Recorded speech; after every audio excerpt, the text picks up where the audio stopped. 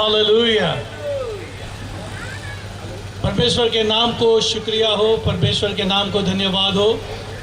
आज बहुत ही अद्भुत सा, प्यारा सा, संगीतमय, भक्तिमय जो वातावरण यहाँ पर हमारे बीच में प्रभु की आराधना के द्वारा हम सब ने अनुभव किया है, उसके दौरान आज हम एक बहुत ही विशेष विषय के ऊपर बात करने जा रहे हैं।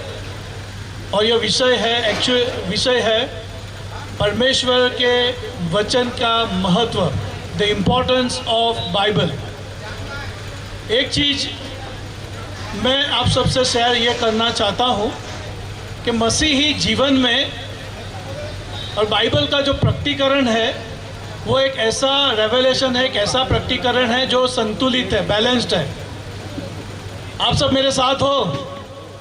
मुझे लग रहा है सब लोग अंदर अंदर बात कर रहे हैं। आप सबका ध्यान अगर यहाँ होगा तो बात करने में मज़ा आएगा। हम प्रभु का वचन सुनने जा रहे हैं। Let us be serious, right? हम थोड़े गंभीर हो जाए। तो परमेश्वर का जो वचन है, परमेश्वर का जो प्रकटीकरण है, एक ऐसी किताब है जो एक बैलेंस किताब है, जो एक संतुलित किताब है, जहाँ पर जितना इम्पोर्टेंस संगीत का है उतना ही इम्पोर्टेंस प्रभु के वचन का है। जितना इम्पोर्टेंस प्रभु की आराधना का है उतना ही महत्व प्रभु के वचन का है। और यह बात मैं इसलिए बता रहा हूँ कि आज के समय में एक बात जो मैं देख रहा हूँ, वहाँ पर संगीत का जो महत्व है वो इतना बढ़ जाता है कि वचन का महत्व कम हो जाता है। और कई जगह पे वचन का महत्व इतना बढ़ जाता है तो संगीत का महत्व कम हो जाता है। लेकिन बाइबल हमें ऐसा प्रकटीकरण देती है जो संगीत और वचन दोनों को हमको संतुलित रखना है। और इसीलिए जो लोग आराधक है, जो लोग गीत गाते हैं, जो लोग भिन्न इंस्ट्रूमेंट्स को बजाते हैं, उन लोगों से मेरी एक खास दरख्वास्त यह है कि जितना आप संगीत को प्रेम करते हो उतना ही वचन को भी प्रेम करना। हालेलुया। जितना आप संगीत को प्रेम करते हो उतना वचन का भी प्रेम करना। उसका मतलब यह है कि जितना आपका नॉलेज म्यूजिक में है उतना ही नॉलेज वर्ड ऑफ गॉड में भी होना चाहिए। Hallelujah, hallelujah. क्योंकि हमको एक बात समझना है कि परमेश्वर ने हमको ऐसा अस्तित्व बनाया है जो संगीत को बना सकता है, जो संगीत को प्रेम कर सकता है। कि जो परमेश्वर का वचन है वो उसकी आत्मा के प्रेरणा से लिखा हुआ है। परमेश्वर का वचन जो है वो उसकी आत्मा के प्रेरणा से लिखा हुआ है। अगर हम बाइबल की जो विशिष्टता है, उसकी अद्भुतता है, उसकी जो अनन्यता है, उसकी जो यूनिकनेस है, अगर उस पर गौर करें तो बाइबल एक ऐसी किताब है जो एक दिन में, एक हफ्ते में, एक महीने में, एक साल में के 100 साल में लिखी गई नहीं है, लेकिन 1500 साल के भीतर में लिखी गई हुई है। इसको लिखने में 1500 साल लिखे और एक आदमी ने लिखा नहीं है, 40 ऑथर्स ने लिखा है जो भिन्न भिन्न क्षेत्रों में से आते हैं। कोई मछुआरा है, तो कोई स्कॉलर है, तो कोई टैक्स कलेक्टर है, तो कोई मिलिट्री लीडर है जैसे कि जोशुआ। भिन्न भिन्न क्षेत्रों में से आने के बावजूद, भिन्न भिन्न समयों में लिखने के बावजूद, भिन्न भिन्न कॉन्टिनेंट्स यानी खंडों में लिखने के बावजूद भी परमेश्वर का वचन ऐसा है कि जहाँ पर कोई भी विरोधाभास नहीं है। हालेलुया। एक ऐसा वचन है जहाँ कोई विरोधाभास नहीं है, और एक ऐसा वचन है जहाँ पर कहानी शुरू होती है अंत तक और कहानी अंत तक होती है। उत्पत्ति से लेकर प्रकाशित वाक्य तक एक ही कहानी का फ्लो दिखने मिलता है, एक ही कहानी का उसमें फ्लो दिखने को मिलता है। और ये बाइबल ऐसी अद्भुत है कि जो 3 भाषाओं में लिखी गई है, हिब्रू, अरेमिक और ग्रीक में। और अगर इसकी शिक्षा को देखें तो भी वो अद्भुत है, क्योंकि बाइबल हमें सिखाती है कि हमें एक दूसरे को प्रेम करना है। बाइबल हमें सिखाती है आपके शत्रु को भी प्रेम करो, और बाइबल हमें सिखाती है कि जो आप चाहते हो कि दूसरे आपसे करें वो आप पहले दूसरों के साथ करो। और बाइबल हमें ऐसी शिक्षा देती है कि जहाँ पर जो उद्धार है, साल्वेशन है, वो हमारे खुद के प्रयत्नों से हम प्राप्त नहीं करते, लेकिन परमेश्वर की कृपा से प्राप्त करते हैं। हालेलुया। बाइबल एक ऐसी किताब है जहाँ पर हम देखते हैं कि मनुष्य परमेश्वर की खोज कर नहीं रहा है क्योंकि परमेश्वर खोया हुआ नहीं है, लेकिन परमेश्वर मनुष्य की खोज कर रहा है क्योंकि मनुष्य खोया हुआ है। हालेलुया। और इस अद्भुत शिक्षा बाइबल हमें देती है। और साथ में अगर बाइबल का जो इम्पैक्ट है, उसका जो प्रभाव है, अगर विश्व भर में देखें तो उसके प्रभाव के बारे में अगर बात करें तो बाइबल जो है वो मानव जीवन के लिए उच्च मूल्य देते हैं। मानव जीवन के लिए उच्च मूल्य देते हैं। बाइबल के विश्वास के कारण मसीहों ने अस्पताल बनाए ताकि लोग बीमारों की देखभाल कर सके। बाइबल की वजह से हम देखते हैं कि विश्व भर में साक्षरता और शिक्षा का बढ़ावा हुआ। बाइबल की वजह से हम देखते हैं कि पश्चिमी जगत में जो गुलामी प्रथा थी वो गुलामी प्रथा का उन्मूलन हुआ। और बाइबल की वजह से आपको पता होगा, पता ना हो तो महिलाओं का उत्थान हुआ। जहाँ पर ऐसे संस्कृति समाज थे कि जहाँ महिलाओं को बहुत स्थान दिया नहीं जाता था, लेकिन बाइबल बताती है उत्पत्ति उसमें कि मनुष्य और स्त्री दोनों को परमेश्वर ने एक समान अपनी प्रतिमा और स्वरूप में बनाया। और बाइबल की वजह से परोपकार और दान कार्य, जैसे हम देखते हैं कि कई सारे ऑर्फनेजेस, कई सारे अस्पताल, कई सारे बूढ़ों के लिए रहने का घर, बहुत सारी चीज़ें बाइबल की वजह से प्रोत्साहित होकर लोगों ने विकसित की। और साथ में बाइबल जो है वो कला संगीत का भी विकास करने के लिए एक मोटिवेट करने वाला किताब है। और साथ में शायद आपको ये पता भी ना हो, अगर ना जानते हो तो मैं बताना चाहता हूँ कि बाइबल की वजह से आधुनिक जो विज्ञान है, जो मॉडर्न साइंस है, वो भी डेवलप हुआ। यानी कि बाइबल का इम्पैक्ट देखो तो सारे क्षेत्रों पे हम दुनिया भर में देखते हैं। और साथ में बाइबल एक ऐसी किताब है कि जहाँ जिन्होंने लोगों ने बहुत सालों तक उस पर हमला किया और बहुत सारे लोगों ने ऐसा कहा कि ये 100 साल में ये बाइबल का अस्तित्व नहीं रहेगा, लेकिन आज भी बाइबल उसी तरह से कायम है। हालेलुया। उसका कोई नष्ट कर सका नहीं है, उसका कोई नष्ट कर सका नहीं है। ये जो पवित्र शास्त्र बाइबल है, उसकी जो अद्भुतता है, उसकी जो यूनिकनेस है, उसको हम देखते हैं। और साथ में एक चीज़ आपको यह भी बताना चाहता हूँ कि पवित्र शास्त्र जो बाइबल है वो हमें एक बिग स्टोरी देता है। बिग स्टोरी जीवन के लिए, हमारे जीवन के लिए एक महागाथा, बिग स्टोरी हमें प्रदान करता है। अगर बाइबल की कहानी को अगर आपको समझना है कि बाइबल एक्चुअली किस बात में कौन से विषय को ध्यान में लेके बात करता है, उसका सेंट्रल मैसेज क्या है, तो अगर उसकी कथा को समझते हो, उसकी कहानी को समझते हो, तो आपको पूरे बाइबल का चित्र आपको पता चल जाता है। और यहाँ पर जैसे कि कोई भी कहानी ले लो, कोई ड्रामा ले लो, तो उसके अलग अलग भिन्न भिन्न भाग होते हैं, अंक होते हैं। वैसे ही बाइबल की जो कहानी है, कथा है, स्टोरी है, उसके भाग है, उसके अलग अलग अंक है। तो बाइबल की कथा के मैं 6 भाग आपके और प्रस्तुत करना चाहता हूँ। तो बाइबल की जो कहानी है उसके 6 अंक है, 6 भाग है। उसमें पहला भाग जो है, परमेश्वर अपने राज्य की स्थापना करता है। जैसे कि सृजन की बात, उत्पत्ति 1 और दूसरे में परमेश्वर सारी सृष्टि का निर्माण करता है, यानी परमेश्वर अपने राज्य की स्थापना करता है। ये बाइबल की कहानी का पहला भाग है। दूसरा भाग है, परमेश्वर के राज्य में बलवा होता है। हम देखते हैं कि मनुष्य ने परमेश्वर के विरुद्ध पाप करके परमेश्वर के विरुद्ध बलवा किया, उसने विद्रोह किया। तो वहाँ पर परमेश्वर के राज्य में बलवा, एक पतन, पाप का प्रवेश होता है। और ये पाप के प्रवेश होने के कारण बाइबल का जो तीसरा अंक है, वहाँ पर जो परमेश्वर राजा है, उसने इज़राइल को चुना और इज़राइल के द्वारा उसने अपनी जो चूजन रेस है उसको चुना, ताकि उस रेस में से वो एक राष्ट्र का निर्माण कर सके।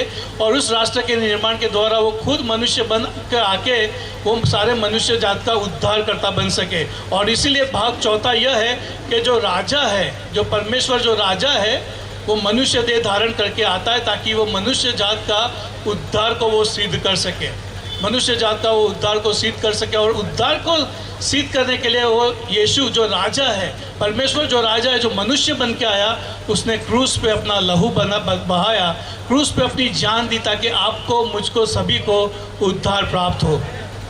और उतना ही नहीं, आगे का अंक जो है, तो ये जो राजा है जिसने हमारे उद्धार के लिए अपना प्राण दिया, 5वां अंक यह बताता है कि ये राजा का जो न्यूज़ है, ये राजा का जो समाचार है, ये राजा का न्यूज़ को फैलाना, यानी कि अभी जो कलीसिया का मिशन, कलीसिया का जो मिशन वो है कि to spread the news of the king, जो राजा का समाचार है उसको फैलाना। और भाग 6 है वो राजा का, परमेश्वर जो राजा है, जो यीशु मसीह बन के आया है, वो वापस फिर से आने वाला है। हालेलुया, वो वापस फिर से आने वाला है। यानी कि पहली चीज़ जो बाइबल हमें देती है वो हमें एक बिग स्टोरी देती है, और ये बिग स्टोरी के 6 अंक है जो मैं आपके सामने मैंने प्रस्तुत किए। दूसरी बात यह है कि बाइबल हमें सिर्फ एक बिग स्टोरी, एक बड़ी कथा प्रदान करती है, उतना ही नहीं, लेकिन बाइबल हमारे जीवन के जितने भी बड़े प्रश्न हैं, बिग क्वेश्चंस ऑफ लाइफ, जीवन के जितने भी बड़े प्रश्न हैं, जैसे कि क्या परमेश्वर का अस्तित्व है, और परमेश्वर का अगर अस्तित्व है तो वो परमेश्वर कैसा है, उसका नेचर कैसा है, उसका स्वभाव कैसा है, उसके बारे में बाइबल हमें जवाब देती है। फिर बाइबल जवाब देती है एक जो प्रश्न है कि क्या यह जो सृष्टि है, यह जो भव्य ब्रह्मांड को हम देखते हैं, क्या इसका कोई सृजनहार है कि फिर यह अनंत है, कि इसका ये अपने आप हो गई है। बहुत सारे लोगों के मन में यह बिग क्वेश्चन, ये सवाल होता है। तो बाइबल इस सवाल का भी जवाब देती है कि यहाँ ये सृष्टि को जो आप देखते हो उसका सृजनहार है। फिर एक प्रश्न होता है कि मैं कौन हूँ। मनुष्य जो है वो एक प्रश्न करता है अपने बारे में, मैं कौन हूँ, कहाँ से आया हूँ और मैं कहाँ जाऊँगा। मैं कौन हूँ, मैं कहाँ से आया हूँ और मैं कहाँ जाऊँगा, और मैं क्यों जिंदा रह रहा हूँ, मेरे ज़िंदगी का मकसद क्या है और मुझे ज़िंदगी कैसे जीनी चाहिए। इस सवाल का भी बाइबल जवाब देती है। उतना ही नहीं, बाइबल जो है मनुष्य की जो समस्या है, क्या है समस्या आज हम देखते हैं दुनिया भर में। हेलो, आपका ध्यान यहाँ पर है तो अच्छा होगा। Hello, praise the Lord. मैं देख रहा हूँ कि ध्यान अंदर बातचीत में है। प्लीज़, बाइबल, हम प्रभु का वचन सुन रहे हैं तो हंसी मजाक ना करें, ध्यान दें, राइट। तो बाइबल जो है वो मनुष्य जीवन की सबसे बड़ी समस्या क्या है। हम देखते हैं दुनिया भर में युद्ध हो रहे हैं, हम दुनिया भर में देख रहे हैं करप्शन है, हम दुनिया भर में देख रहे हैं कि रेप होते हैं, हम दुनिया भर में देखते हैं लोग एक दूसरे के साथ चीटिंग कर रहे हैं, झूठ बोलते हैं, बेईमानी करते हैं। तो ऐसा मनुष्य क्यों करता है।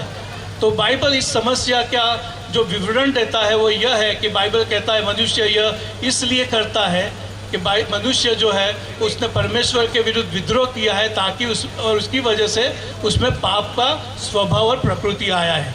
और उतना ही नहीं है, अगर ये बाइबल की समस्या यह है तो इसमें से समाधान क्या है, इसका सॉल्यूशन क्या है।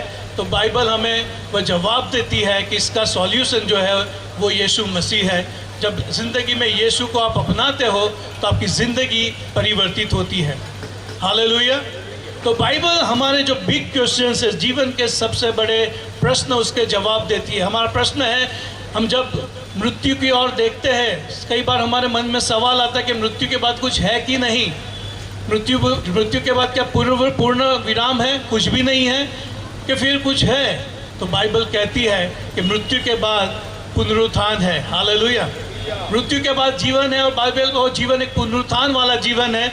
और हमें यीशु मसीह में एक सिक्योरिटी मिलती है कि जब हम यीशु पे विश्वास करते हैं तो मृत्यु के बाद हमारा क्या होगा, उसकी सिक्योरिटी भी बाइबल हमें बताती है कि आपको यही जीवन में मिल जाती है। तो जितने भी हमारे बड़े सवाल हैं, उन सारे बड़े सवालों का बाइबल हमें जवाब देती है। तो बाइबल हमें एक बिग स्टोरी देती है, बाइबल हमारे बिग क्वेश्चंस के जवाब देती है। और तीसरी बात, बाइबल जो है वो हमारे आत्मिक जीवन को विकसित करने के लिए भी हेल्पफुल बनती है। जैसे कि जो शरीर का अगर विकास करना हो, शरीर का डेवलपमेंट करना हो तो अच्छा खाना ज़रूरी है, उसी तरह अगर आत्मिक जीवन का और हमारे आत्मिक जीवन का विकास करना हो तो यीशु मसीह कहते हैं कि मनुष्य सिर्फ रोटी से नहीं जीता, वो हर एक शब्द जो परमेश्वर के मुख से निकलता है उससे वह जीता है। हालेलुया। तो बाइबल हमारा स्पिरिचुअल फूड है, वो हमारा आत्मिक खाना है। अगर इसको हम नहीं खाते, अगर इसको हम नहीं पढ़ते, अगर इसका हम अध्ययन नहीं करते, अगर इसका हम स्टडी नहीं करते, अगर हम इसमें नहीं डीपली जाते, तो हमारा आत्मा जो है और हमारा आत्मिक जीवन है वो कभी बढ़ नहीं पाएगा। और इसीलिए यह समय में एक मसीह लोगों को यह भी एक चुनौती है कि म्यूज़िक के साथ बैलेंस कीजिए वचनों को पढ़ने का, सीखने का और उसमें और डीपली जाने का। तो बाइबल हमारे आत्मिक जीवन के लिए बहुत ही उपयोगी है, क्योंकि बाइबल वो परमेश्वर का संदेश है, परमेश्वर का कम्युनिकेशन है। बाइबल की वजह से हम परमेश्वर के साथ रिश्ते में, पर्सनल रिलेशनशिप में आते हैं, और पर्सनल रिलेशनशिप के साथ वही बाइबल हमारा पर्सनल आत्मिक विकास के लिए वो मददरूप बनता है। साथ में चौथी बात, बाइबल जो है वो परमेश्वर की इच्छा जानने के लिए भी हेल्पफुल है। यह बहुत इम्पोर्टेंट है। हम सब के लिए ज़िंदगी में सबसे बड़ी जो बात है वह यह है कि मुझे ज़िंदगी जो है अपनी इच्छा के अनुसार जीना है कि परमेश्वर की इच्छा के अनुसार। ये बहुत इम्पोर्टेंट क्वेश्चन है। कई बार ज़्यादातर हम लोग जो हमारा जीवन जीते हैं वहाँ पर परमेश्वर की इच्छा को ढूंढने के बजाय, परमेश्वर की इच्छा के अनुसार जीने के बजाय हम खुद की इच्छा को ढूंढ के उसकी ही अपनी खुद की इच्छाओं को पूरी करने में लगे हुए होते हैं। लेकिन प्रभु यीशु मसीह ने हमें सिखाया है, पवित्र शास्त्र वचन में उन्होंने खुद एक एग्जाम्पल दिया है। प्रार्थना में उसने कहा कि जैसे स्वर्ग में तेरी इच्छा पूरी होती है वैसे ही इच्छा ये पृथ्वी पर पूरी हो। यह बहुत इम्पोर्टेंट एक मसीह व्यक्ति के लिए कि उसको अपना ज़िंदगी जीवन जो है वो परमेश्वर की इच्छा के अनुसार जीना है। और अगर परमेश्वर की इच्छा को हमें जानना है तो परमेश्वर के वचन को हमें गहराई से सीखना, समझना ज़रूरी है। और इसलिए बाइबल हमें इसलिए दिया गया हुआ है ताकि हम परमेश्वर की इच्छा को जाने, सीखे, समझे और उसके अनुसार ज़िंदगी को जिए। पांचवी बात, बाइबल हमें किस तरह मददरूप बनती है। हम देखते हैं ज़िंदगी में कई बार तूफान आते हैं, ज़िंदगी में दुख आते हैं, ज़िंदगी में मुसीबतें आती हैं, ज़िंदगी में समस्याएं आती है। तब हम हताश हो जाते हैं, निराश हो जाते हैं। हमें लगता है कि अब क्या होगा, हम कैसे जिएंगे, हम क्या करेंगे। कई बार टेंशन और स्ट्रेस में आ जाते हैं। तो प्रभु का वचन जो है वो हमें एनकरेजमेंट देता है, वो हमें प्रोत्साहित करता है, वो हमें एनकरेज करता है। वो कहता है कि किसी भी बात की चिंता मत करो क्योंकि मैं तेरे संग हूँ। हम गाते ना वो गीत, मैं तेरे संग हूँ मत डर, मैं तेरा परमेश्वर मत ताक इधर उधर। जब बाइबल में पढ़ते तो हमें अद्भुत परमेश्वर की प्रॉमिसेस मिलती है जो ज़िंदगी जीने के लिए हमें पावर देती है। हालेलुया। कैसे भी कठिन समय आ जाए, कैसी भी समस्या आए, कैसी भी मुश्किल आ जाए, लेकिन जब हम बाइबल पढ़ते हैं, अगर यहोशुआ को पढ़ते तो वहाँ पर लिखा हुआ है कि मैं तुझे न छोड़ूंगा, मैं तुझे न त्यागूंगा। अगर दुख, तकलीफ, चिंता है तो बाइबल हमें बताती है, यीशु मसीह कहता है जो भी लोग दुखी है, परेशानी में है तो आप मेरे पास आओ और मैं आपको आराम दूंगा, मैं आपको शांति दूंगा। तो बाइबल हमें जीवन में एक कंफर्ट देने का पुस्तक के रूप में हेल्पफुल होता है। वो हमें एनकरेजमेंट देता है, वो हमें तसल्ली देता है, वो हमें हिम्मत भी देता है। और साथ में बाइबल जो है वो गलत शिक्षा, आजकल बहुत सारी गलत शिक्षा है, बहुत सारे गलत टीचर्स लोगों के बीच में प्रकट करते हैं। जैसे कि प्रॉस्पेरिटी गॉस्पल, आप परमेश्वर को इतना दोगे तो परमेश्वर आपको 10 गुना देगा। बैंक ऑफ गॉड खोल दिए बहुत सारे सेवकों ने, इतना दो और आपको डबल हो जाएगा, ट्रिपल हो जाएगा, 10 गुना मिलेगा, ये मिलेगा, वो मिलेगा। जैसे कि परमेश्वर को हमने जीनी बना दिया हो, जैसे कि वो बैठा बैठा इसलिए वहाँ बैठा है स्वर्ग में ताकि वो हमारी सारी डिमांड को फुलफिल करता रहे। प्रभु मुझे ये दो, प्रभु मुझे वो दो, प्रभु मुझे गाड़ी दो, प्रभु मुझे बंगला दो। जैसे हम प्रभु की सेवा करने के बजाय प्रभु हमारी सेवा करने बैठा हो, ऐसा एक चित्र बहुत सारे सेवकों ने बना दिया है। और इसलिए बहुत ही इम्पोर्टेंट है कि हम जाने और समझे ऐसे गलत शिक्षा और गलत जो शिक्षा देने वाले शिक्षक होते हैं उन्हें जाने और परखे। लेकिन वो हम तभी कर पाएंगे जब हम बाइबल में और गहराई से डूबे हुए हैं। तो अगर हम वचन जानते हैं तभी हमें पता चलेगा कि कौन सही शिक्षा देता है और कौन गलत शिक्षा दे रहा है। ये बहुत इंपॉर्टेंट है, क्योंकि आज बहुत सारे सेलिब्रिटी प्रीचर्स हैं। सेलिब्रिटी प्रीचर्स, हम लोग ने आजकल कौन बड़ा सेवक है उसका जो मापदंड दिया है, तो कितने लोग उसको फॉलो करते हैं, कितने लोग उसकी मीटिंग में भीड़ बन के आती है, उसके हिसाब से हम सोचते हैं कि ये बहुत बड़ा सेवक है, बहुत बड़ा सेवक। हमको समझना है कि कई बार बड़े बड़े सेवक, सेलिब्रिटी प्रीचर्स कब आपको गलत शिक्षा दे जाए वो आपको पता भी न चले, अगर आप प्रभु के वचन में मजबूत नहीं हो तो बहुत इंपॉर्टेंट है मेरे ब्रदर्स एंड सिस्टर्स कि हम गलत शिक्षक और गलत शिक्षा देने वालों को परखने के लिए बाइबल का जो शिक्षा है उसमें हम और गंभीरता से डीपली उतरे। और साथ में बाइबल हमें मदद रूप करता है एक आशा के लिए, एक आशा के लिए। हम देखते हैं दुनिया में जो बीमारियां हैं, दुनिया में जो चिंताएं हैं, दुनिया में जो कुछ प्रॉब्लम्स है, उसके वजह से हमारे मन में कई बार सवाल होता है कि ये सब कब सुधर जाएगा, कब ये सारी चीज़ें अच्छी हो जाएगी। Is there any hope? क्या कोई आशा है? ये सारी चीज़ें जो गलत हो रही है, जो बिगड़ी हुई है, उसमें कोई सुधार हमेशा आने का कोई आशा है?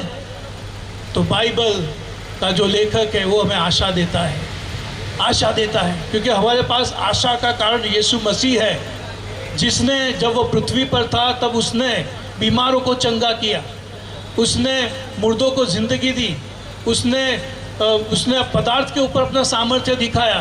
यानी कि यीशु मसीह एक ऐसा व्यक्ति के जिसने अपना अधिकार सृष्टि के ऊपर, बीमारियों के ऊपर, समस्याओं के ऊपर सभी जगह दिखाया। उतना ही नहीं, वो मर के तीसरे दिन फिर से जी उठा, और वो पुनरुत्थान हमको आशा देता है कि यस, ये जितनी भी तकलीफ है, समस्या है, मुश्किल है, वो हमेशा के लिए नहीं है। एक दिन परमेश्वर सबके आंसू लुछने वाला है, परमेश्वर सबके आंसू पोंछने वाला है, और एक दिन ऐसा समय आएगा जहाँ दुख ना होगा, जब बीमारी नहीं होगी, जब बुढ़ापा ना होगा, जब मृत्यु नहीं होगी। वैसा जीवन पुनरुत्थान में परमेश्वर हमको देने वाला है। हालेलुया। तो बाइबल हमें एक अद्भुत तरह से आशा देती है। और लास्टली हमको समझना है, बाइबल हमें लोगों के सवालों को जवाब देने के लिए भी मदद करता है। लोगों के लोग सवाल करते हैं, तो यह बहुत आवश्यक है हम सवालों को जवाब दें। हमारे बच्चे सवाल करते हैं, कई बार बच्चे सवाल करते हैं कि सब परमेश्वर ने सब कुछ बनाया, तो परमेश्वर को किसने बनाया। कई बार बच्चे सवाल करते हैं कि भाई मृत्यु के बाद कुछ है कि नहीं। कई बार बच्चे सवाल करते हैं कि सत्य क्या है। बहुत सारे सवाल हैं, तो बाइबल ये सारे सवालों का जवाब देता है। और बाइबल को जब आप पढ़ते हो तब आप लोगों के प्रश्नों का जवाब देने के लिए आप सक्षम बनते हो। और इसीलिए भाइयों और बहनों, परमेश्वर का जो वचन है, जैसे मैंने शुरुआत में कहा, संगीत और वचन दोनों का बैलेंस करना हमारे ज़िंदगी में बहुत ही इम्पॉर्टेंट है, क्योंकि वचन जो है वो सर्वोच्च है, और वचन हमें बहुत सारी बातें सिखाता है और बताता है। और इसीलिए मेरा एक सबसे चैलेंज है, यहाँ पर मैं समाप्त करता हूँ, चैलेंज दे रहा हूँ कि हम परमेश्वर के वचन के प्रेमी बने। परमेश्वर के वचन के क्या बने? प्रेमी बने। जितना वचन पढ़ोगे उतना ही परमेश्वर में बढ़ोगे, और इतना वो हमारे ज़िंदगी के लिए बहुत ही इम्पोर्टेंट है। और यहाँ पर आप सबको, यहाँ पर ये प्रभु का वचन यहाँ पे कंक्लूड करते हुए आओ अपने शीश को झुकाए, हम प्रभु की हजूरी में हम प्रार्थना करें। आइए हम आंखें बंद करें। खुदावंद, हम तेरा शुक्रिया करते हैं इस समय के लिए, इस अवसर के लिए। प्रभु, आज तेरे बच्चों को, हम सबको इकट्ठा किया ताकि हम तेरी आराधना कर सके, तेरी भक्ति कर सके, तेरी स्तुति प्रशंसा कर सके। उस सभी के लिए धन्यवाद खुदा। हालेलुया।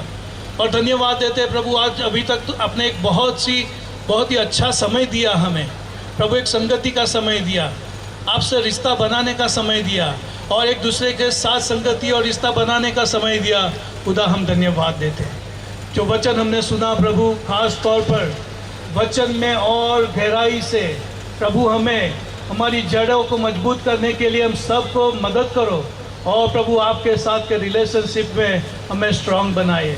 प्रभु हमको आप जैसा बनाए, प्रेम करने वाला, माफ़ी देने वाला और सबकी सेवा करने वाला ऐसा व्यक्ति हमें बनने के लिए सहाय कीजिए और मदद कीजिए। प्रभु यहाँ बैठे हुए सभी व्यक्तियों को आप आशीष दो और आपके सामर्थ्य से भरो, आपकी हजूरी से भरो, आपका आनंद दो, आपका प्रेम दो, आपकी भलाई दो। यही हमारी प्रार्थना यीशु मसीह के नाम से गुजारते हैं, आमीन।